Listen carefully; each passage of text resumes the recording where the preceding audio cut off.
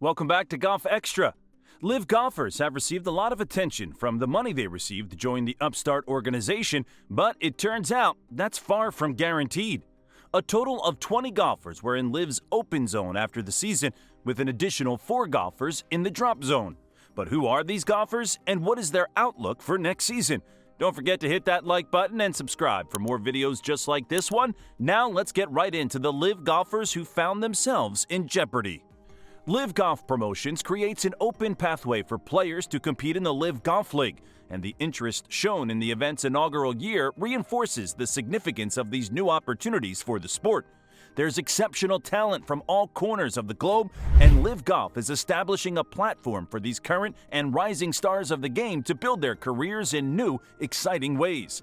LIV Golf's future is bright, and our anticipation grows to see which competitors will be part of this game-changing league in 2024.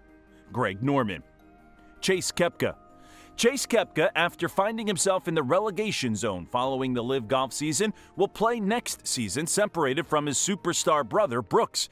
About his younger brother, Brooks said after the LIV Saudi Arabia tournament, "I know he's working hard. I know he's been trying. We've been practicing together quite a bit. Honestly, he's struggling a little bit. I've been there. We've all been there. Every golfer has. It's part of it. You look at it. He was playing mini tour golf 16 months ago. I don't think the last year and a half has been too bad for him." Chase declined to participate in the LIV Promotions tournament due to injury, so he for sure won't be playing with the organization next year. However, Chase knows what he needs to do next season, wherever he is playing. As Brooks said, "I watched Chase work over the last year and a half, spent more time around him. It's been fun for me to see him evolve, grow as a person, grow as a man. I'd take him back in a heartbeat. He's just got to go out and play good. Simple as that." Jediah Morgan. Like Koepka, Jediah Morgan was in the bottom 4 of the standings after the LIV season and looks to be getting relegated.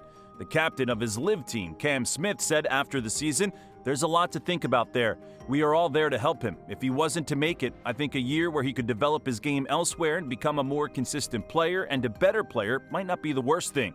Morgan was happy to have had the opportunity to participate in LIV, saying prior to the LIV Promotions tournament, "Playing alongside Cam, Leash, and Jonesy this past year was an unbelievable experience, both personally and professionally.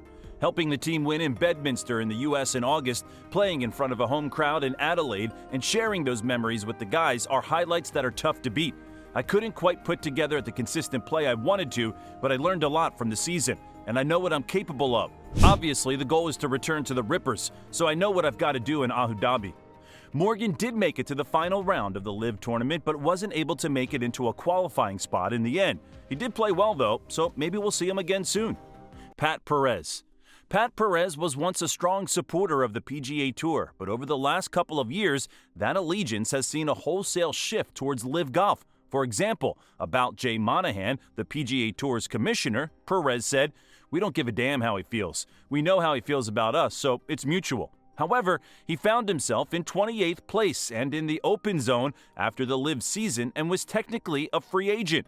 In spite of that, he was quickly retained by his original Four Aces team before the LIV Promotions event in Abu Dhabi. About this, he said, "Couldn't be more excited. It's phenomenal to remain a part of LIV. I'm very grateful." He continued, "I played a lot better this year. I think DJ saw the effort, and I think he likes having me on the team. I'm honored to get the deal and have another year. I'm going to just try as hard as I can next season, if not harder." He might need to try harder to stay out of the open zone next year. Bernd Wiesberger. Bernd Wiesberger is one player who left LIV voluntarily, deciding to head back to the DP World Tour after 2 years with LIV Golf. In a statement, he said, "I'm happy to announce that my focus for next year will entirely be on the DP World Tour. I've never resigned my membership, and therefore I am grateful for the opportunity to be able to play a full schedule again. Included in that will be the traditional national championships that are such a big part of the tour and where I have enjoyed some success in the past. I look forward to playing in those and, of course, getting started back in Dubai in January." Some might wonder, how is this possible? After all, many of those on the DP World Tour resigned their memberships when they went to LIV Golf. For all of the info, just listen to the DP World Tour statement, which read, Wiesberger's membership ceased, and he was removed from the race to Dubai after he failed to comply with the tour's minimum counting event regulation for the 2023 season, having played in only 2 counting tournaments, the Abu Dhabi HSBC Championship and the Hero Dubai Desert Classic. He subsequently expressed his desire to play a full DP World Tour schedule in 2024 and has fulfilled all sanctions, both financial and tournament suspensions, that were imposed upon him for breaches of the tour's conflicting event regulation across 2022 and 2023. Consequently, his request for reinstatement has been granted by DP World Tour Chief Executive Keith Pelley in accordance with the procedure set out in the members' regulations. So, not only is Wiesberger reinstated to DP World Tour after paying his penalty fees, but LIV helped him to pay the fees. Maybe they knew that they had Jon Rahm on his way. Graham McDowell. Graham McDowell is another player who, like Pat Perez, found himself in the open zone after the course of the LIV season. He played especially poorly during the season, finishing 42nd out of 48 players and just barely staying out of the drop zone.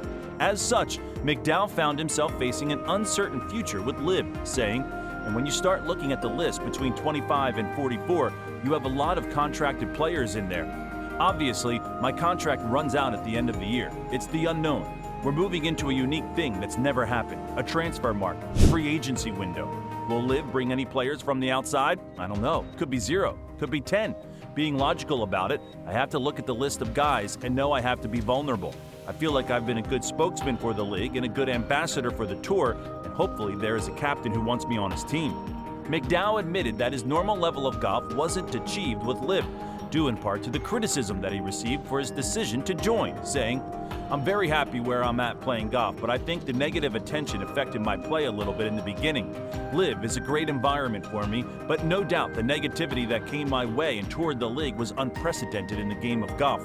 I don't think any of us expected that level of negativity. It was hard." In the end, McDowell was picked up by Brooks Koepka's Smash GC team, replacing the embattled Matthew Wolff. McDowell loved the move, saying, "I have a relationship going back with Brooks some 15 years, going back to the European Tour days.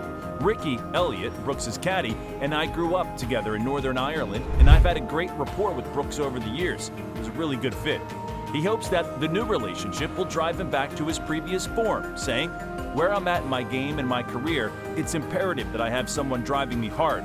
I think going out there and trying to chase Brooks Koepka, and that's what I need."